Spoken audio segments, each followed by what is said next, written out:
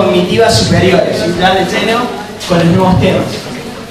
Lo que vamos a ver en primer lugar va a ser, desde el purbe sobre todo, las primeras cuestiones y conceptos fundamentales de la sexualidad, algunos conceptos básicos.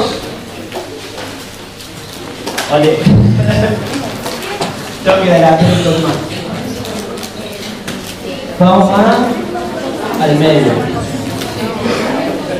¿Quieren que veamos de vuelta el hipotálamo?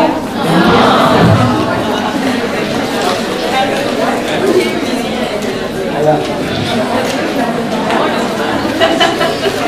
Ahora sí, diferenciación sexual. No es pensar para la imagen. Muchos me decían, no, ¿cómo voy a poner eso así? Pero bueno, la imagen. Dimorfismo sexual.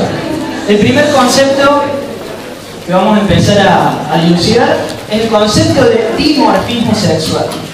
Dimorfismo hace referencia a la expresión de dos formas de un fenómeno, en este caso, la manifestación sexual de dos maneras, dos especies de expresiones a nivel biológico, ¿sí? Eso es importante aclarar, que nos vamos a posicionar en una dimensión neurobiológica. De esa posición neurobiológica, efectivamente, se puede hablar de dimorfismo sexual. Podemos hablar que está el desarrollo del aparato sexual femenino y el aparato sexual masculino y los caracteres sexuales añadidos, ¿sí? En algunas especies no solo hay una diferenciación sexual a nivel físico, sino también comportamental. Es decir, conductas típicamente de especies o de hembras y conductas más caracterizadas en el orden de los machos.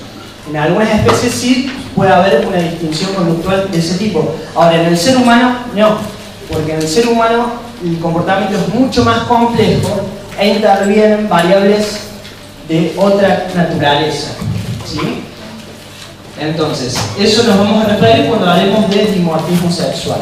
Una diferenciación a nivel físico y en algunas especies también a nivel conductual, que se van a diferenciar basándose en diferentes partes del encéfalo que ya vamos a ver. Entonces, en los seres humanos estas diferencias son menos evidentes. Por ejemplo, algunos de estos dimorfismos son parte del repertorio reproductivo de varias especies. Por ejemplo, lordosis en las hembras. Esto lo que les mencionaba de algunas conductas características de las hembras o de los machos. Lordosis en las hembras y montada en los machos. Por ejemplo, ¿esto qué sería? Lordosis. Y acá, montada. Entonces, en algunas especies sí podemos hablar de una diferenciación de este tipo. En los seres humanos, como yo les decía, estos fenómenos hay que verlos desde otras disciplinas porque las dimensiones involucradas son de carácter sociocultural, sociohistórico y hasta político. Entonces estas dimensiones no las vamos a tener en cuenta, pero el Purves las menciona simplemente, ¿sí? Los seres humanos, los diferentes comportamientos de hombres y mujeres son mucho más sutiles y comprenden la identidad sexual, es decir, la percepción subjetiva de la elección sexual. La elección de pareja sexual, los comportamientos que se relacionan con la función sexual o reproductiva. Entonces, en base a estas distinciones, podemos hablar de que hay tres categorías de sexo. Podemos hablar de sexo cromosómico, sexo fenotípico y identificación de género. Una tercera categoría. Sexo cromosómico, fenotípico e identificación de género. Vamos al primero, el cromosómico. Hace efectivamente referencia al contenido cromosómico que va a determinar nuestro desarrollo sexual. A los cromosomas sexuales de un individuo. Ya saben que tenemos, por ejemplo, los cromosomas XX e XY. ¿Sí? Esta es una afirmación, digamos, del Purves. Estaba incluida en uno de los exámenes, así que tenganlo en cuenta. Sepan bien cada categoría, diferencien bien cada categoría de una de otra. Dice, la mayoría de los seres humanos tenemos un cromosoma X y otro cromosoma Y. Falso. ¿Por qué? porque XY tienen los varones. Sí, pero, bueno, esa es una discusión, por eso lo puse. Pero en realidad es verdadero. Porque la mayoría de los seres humanos tenemos una X y una Y. Las mujeres, XX, y los hombres, XY. La mayoría de esas están mal planteadas. Puede ser. Puede ser. Porque en todo caso, si la mayoría de los seres humanos son varones, entonces es correcta esa afirmación. Lo que pasa es que dice cromosoma X y otro Y, pero no necesariamente te está diciendo que sí o sí te deben tener de Y. Por eso, esa discusión puede... Pero eso está como una pregunta de examen. Está incluida dentro de una de las opciones, puede tocar, o sea, está en el libro, eso es importante, y a partir de ahí muchos todavía no entendían esto, de por qué, pero en realidad, bueno, se puede tratar filosóficamente acerca del concepto categorial, que si es extensivo o no, pero en términos pragmáticos, tómenlo como una afirmación correcta, ¿sí? Después vayan al profe y digan, mire profe, desde el punto de vista filosófico categorial, esto está mal planteado, a ver qué onda. Pero, tengan esto en cuenta. No, o sea, si les llega a dar esta opción, bueno, esta opción es una de las correctas, ¿sí? Depende de cómo se lo plantean en el ejercicio, si es que les llegase a tocar. Esto es sexo cromosómico. Nos referimos a los cromosomas. XY se dice hombre genotípico. XX, mujer genotípica. ¿Sí? Eso es el sexo cromosómico, es el contenido genético. Ahora, el fenotípico se refiere a la expresión de ese contenido genético, al desarrollo fisiológico, físico, concreto, corporal de ese contenido genético. Por ejemplo, de un genotipo XX, ¿cuál va a ser la expresión? Y bien, se va a desarrollar todo lo relacionado a un aparato sexual masculino y todos sus caracteres sexuales añadidos con un individuo, XX, desarrollo de un fenotipo femenino, con individuos con ovarios, ductos, útero, cuello uterino, clítoris, vagina, labios vaginales. De un genotipo XY, ¿sí? Entonces va a dar la expresión de todo el aparato reproductor masculino: testículos, epidimo, conducto deferente, vesículas seminales, el pito ese, el escroto. Eso es referente al sexo fenotípico. Y en algunos casos también a nivel conductual. El fenotípico es el fenómeno, lo que se expresa, lo que se ve. Por eso, sobre todo a nivel físico, evidentemente está la diferenciación. Y en algunas especies, como yo les decía, también se ve esa diferenciación a nivel comportamental. ¿Hasta ahí me van siguiendo? ¿Sí? Después tenemos la identificación de género, que es mucho más compleja. Mucho más compleja. Se refiere a la percepción subjetiva que tienen los seres humanos acerca de su elección sexual, acerca de su orientación sexual. Y en ese sentido, incluye otro tipo de variables que no vamos a tratar analíticamente de esta materia, pero sí es necesario que obviamente tengan en cuenta y las tenemos en cuenta desde otras materias de carrera. Dice, es extremadamente más difícil poder definir este concepto, ya que implica la introducción de variables como las expectativas sociales, normas de la cultura, y yo agrego procesos sociohistóricos políticos que también definen y canalizan la normatividad sexual de los seres humanos en este planeta, por lo menos en esta época histórica que estamos viviendo. Eso, identificación de género, ¿sí? Entonces, el cromosómico, el fenotípico e identidad de género. Ahora, con respecto a estas tres categorías, es útil pensarlo de la siguiente manera, dice el Purves. Por ejemplo, cada categoría podemos pensarla desde aquello más inmutable, inmodificable, difícil de poder influir por algún tipo de agente externo, hasta lo mucho más variable, ¿sí? Como una especie de una franja de lo que tiene menos capacidad de ser modificado a lo que es más variable. Por ejemplo, lo cromosómico en su mayor parte dice es inmutable, inmodificable, muy difícil, ya sea, tiene que ser algún trastorno a nivel genético, pero es muy difícil si no cambiar, modificar ese contenido cromosómico. El fenotípico sí es medianamente modificable, porque a través de diferentes tratamientos hormonales, cirugías u operaciones podemos cambiar esa manifestación fenotípica que se da a nivel del cuerpo, por ejemplo, o algún tratamiento hormonal, ¿sí? Ahora, la identificación de género sí es totalmente variable, porque depende de muchas dimensiones que entran en el juego. Entonces, de esa manera se puede comprender esta categorización acerca de la sexualidad humana.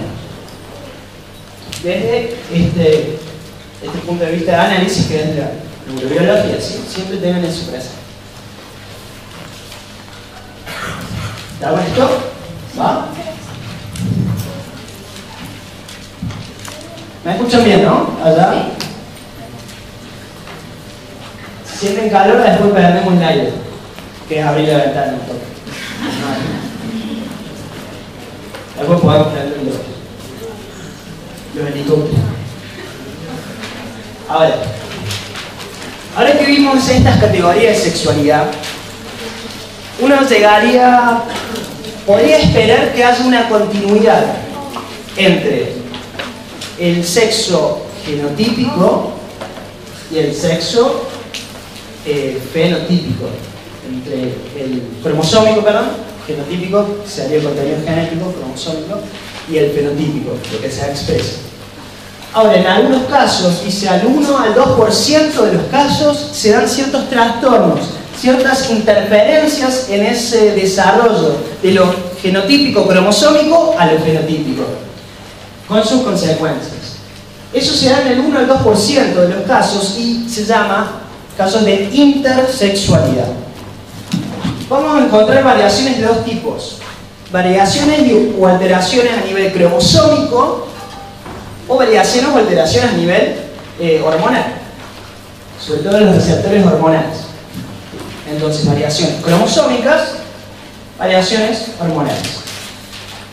El PURES menciona 3 cromosómicas y 2 hormonales. Esto lo pueden tener en cuenta en el examen, sepan diferenciar uno de otro. Por ejemplo, variaciones cromosómicas está el síndrome de Turner. Síndrome de Turner es un caso, escriban, de monosomía. Monosomía, porque incluye un solo cromosoma. En realidad esa O que está ahí representa la ausencia de otro cromosoma. Representa la falta como el objeto alto de la cara. Después lo van a ver el psicópata.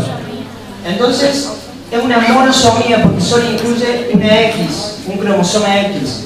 Por lo tanto, se va a expresar, un ser humano que tiene síndrome de Turner se expresa fenotípicamente como mujer.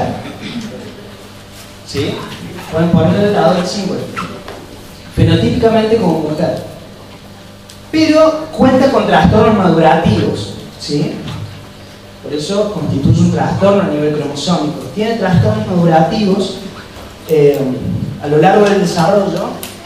Puede llegar a tener, por ejemplo, 40 años, pero si uno lo ve de afuera, tiene un aspecto niñado, porque tiene inconvenientes a nivel del desarrollo y de maduración. Esa sería la parte clínica del síndrome de Turner.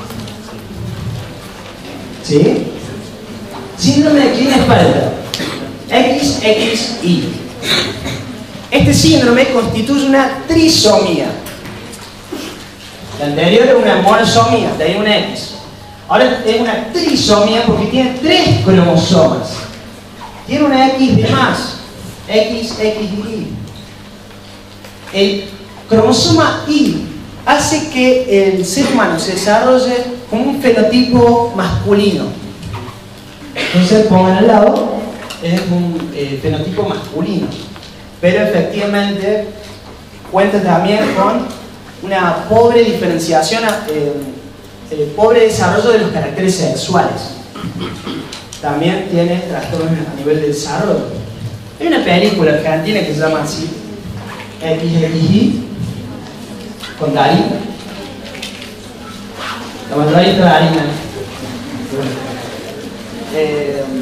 Y plantea el conflicto subjetivo de la persona que sufre, padece este trastorno. ¿Sí? Trisomía y se expresa como masculino. XII es el tercero.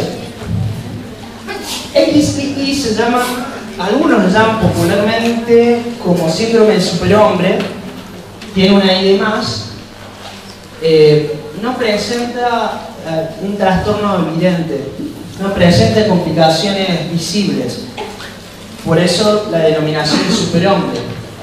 No implica aparentemente algún tipo de problema, complicación o conflicto a nivel fisiológico. O sea, quizás muchos tengan esto y no se dan cuenta. Entonces, esas son variaciones cromosómicas. Turner, Klinefelter, XII. Pueden preguntarle, por ejemplo, bueno, ¿cuál de las siguientes afecciones constituyen variaciones cromosómicas? Y le mencionan algo. Les marcan algunas que implican estas variaciones cromosómicas. ¿Cuáles constituyen una monosomía? Turner. ¿Cuál es la siguiente constituye una trisomía? Klinefelter y XII. ¿Sí? Tengan en cuenta esas consideraciones. Ahora, eso a nivel cromosómico. A nivel hormonal hay dos: hiperplasia suprarrenal y síndrome de insensibilidad de los andrógenos. Hiperplasia suprarrenal congénita, que quiere decir que es genético, constituye una hiperproducción, consiste en una hiperproducción de hormonas por parte de la glándula suprarrenal. La glándula suprarrenal, con una pequeña glándula que está arriba de los riñones, por eso recuerden que se llama suprarrenal, empieza de repente a producir de manera descontrolada hormonas sexuales, y eso ocasiona bastantes problemas a nivel hormonal, a nivel del desarrollo, ¿sí? Eso consiste entonces en la hiperplasia suprarrenal. Y el síndrome de insensibilidad de los andrógenos es un trastorno muy especial, muy particular, porque uno de los pocos síndromes en donde partimos de un genotipo XI.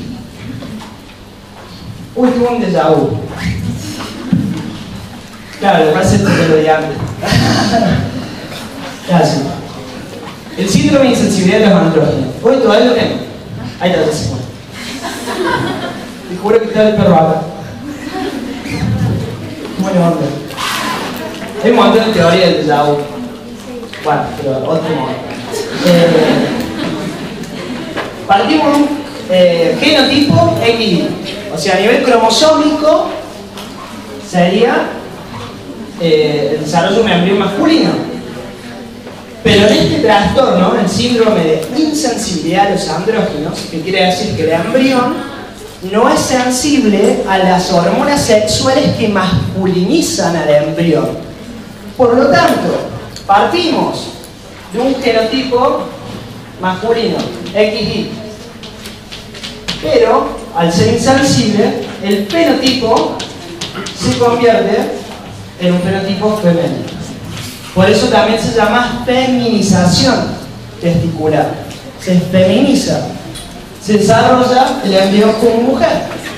Y nace mujer, se siente mujer, se cría normalmente como mujer. Se desarrolla como un ser humano con los caracteres sexuales femeninos. No tiene ningún tipo de complicación. Detalle, sí, perdón.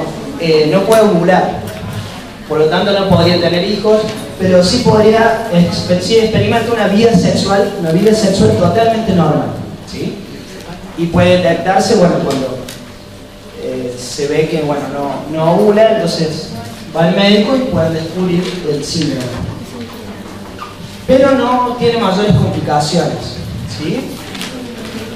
Entonces, si les llegan a preguntar cuáles de las siguientes variaciones, alteraciones, parten de un genotipo XI y tiene un fenotipo femenino, pongan síndrome de insensibilidad a los andrógenos o feminización testicular.